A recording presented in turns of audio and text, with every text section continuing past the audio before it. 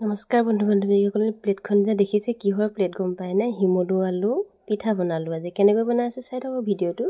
হিমদু আলু গুচাই ললো সুন্দৰকৈ মিহি মিহিকৈ কাটি ললো তাৰপিছত মিক্সাৰত এনেকৈ পিচি ললো মিহিকৈ পিঠাগুৰি পিছা গতে তাৰপিছত আৰু জুইতে এনেকৈ পাতি দিলো ধুনীয়াকৈ এনেকৈ টান হোৱালৈকে এনেকৈ হিমদু আলুখিনি লৰাই থাকিম আজি এনেকৈ জুতি ল'ম বুলি ভাবিলোঁ দেখিছেনে কিমান ধুনীয়া আঠামুঞা হৈ গৈছে এয়া দেখিছে সুন্দৰকৈ লৰাই এনেকৈ সুন্দৰকৈ আঠামুঞা হ'ব লাগে তেতিয়া খুব ধুনীয়া হয় খাবলৈ মিঠা হয় এইফালে অকণমান ঠাণ্ডা হ'বলৈ দিলোঁ দি পেলাই আমি এনেদৰে পলিথিনত টোপোলা বান্ধি পেলাই ফ্ৰিজত ৰাখি দিলোঁ অকণমান টাইট হ'বৰ কাৰণে তেতিয়ালৈকে মই ৰেচিপিটো বোলো আপোনালোকক সুন্দৰকৈ অকণমান দেখাওঁচোন বুলি এইফালে মাংস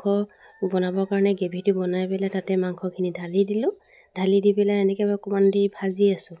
ভাজাৰ পাছত আকৌ বিভিন্ন ধৰণৰ চব্জি কাটি ল'লোঁ জোখ অনুযায়ী নিমখ হালধি দিলোঁ দি পেলাই অকণ মছলা ঢালি দিলোঁ এইফালে ওলকবি মূলা আৰু কেঁচা মটৰ আলু মাংস দি এনেকৈ চব মিহল কৰি বনাই খালোঁ খুবেই মজা লাগিলে আপোনালোকে এনেকৈ মাংসত মছলা অকণমান লৈ লওক এনেকৈ এইদৰে মূলা চোলা দি পেলাই ওলকবি দি খাই নাখাই বাৰু যিহেতু অকণমান জোল হ'ব লাগিব জোলকণ অকণমান ধুনীয়াকৈ বনাই ল'লোঁ এইফালে ধুনীয়াকৈ সুন্দৰকৈ হিমদু আলু পিঠা বনি গ'ল আমাৰ